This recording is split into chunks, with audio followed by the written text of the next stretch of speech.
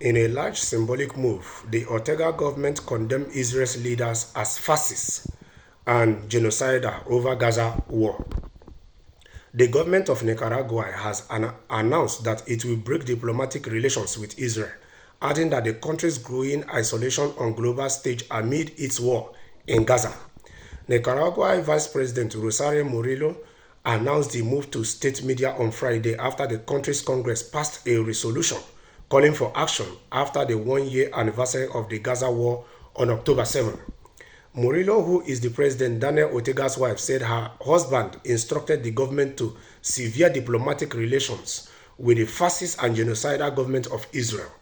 The announcement is largely a symbolic one, since Israel does not have a resident ambassador in the Nicaragua capital of Managua, and relations between the two nations are nearly non-existent. Still, the announcement comes at a time when Israel is under growing diplomatic scrutiny amid a brutal campaign in Gaza and expanding attacks across the Middle East, including in Lebanon.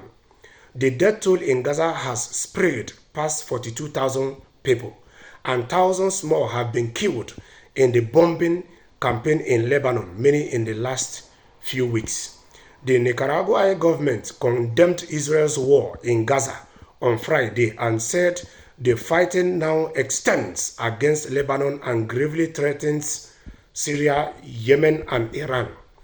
Opposition to Gaza war has been relatively widespread in Latin America, where leftist leaders in countries such as Brazil, Colombia, and Chile have emerged as outspoken critics of Israel. The Palestinian mission to the United Nations announced on Friday that those three nations had helped spearhead a letter of support for UN Secretary General Antonio Guterres, whom Israel declared persona non grata last week.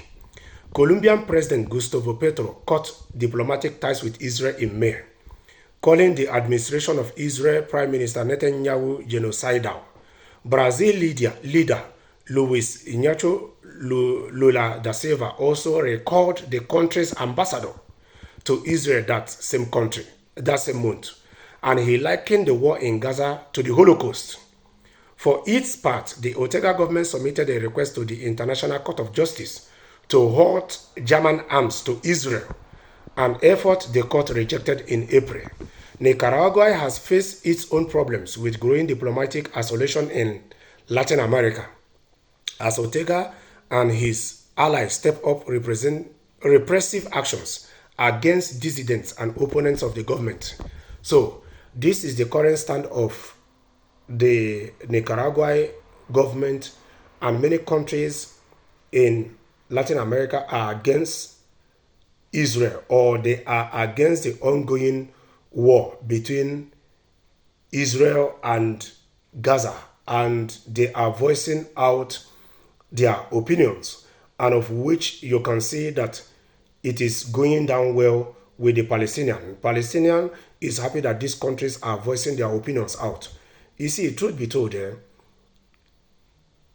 is war between Israel and Gaza. There is war between Russia and Ukraine. Check many countries in Africa. There are wars, conflicts. Check some of other countries, or in some part of the developed countries. If it is not economic crisis, there's one thing or the other. Just because of the ego of the politicians, because of their selfishness, because of their self-centeredness, it is high time these people forgo their ego, forgo whatsoever it is. The world can be a better place if we can return back to being humans, if we can get back in touch with humanity. Because truth be told, we have all lost it. Yes, the world is now being ruled by selfish, egoistic, money-driven, and power-drunk leaders who don't really care about their countries, who don't really care about their citizens, who don't really care about the world in general. They just wear fancy suits, nice clothes, they speak grammars or English or their native languages, and they keep pocketing money to the detriment of their various countries. And some countries are playing as if they are the police of the world to checkmate everybody and order everybody around and tell everybody how to rule their country or how their people are supposed to exist.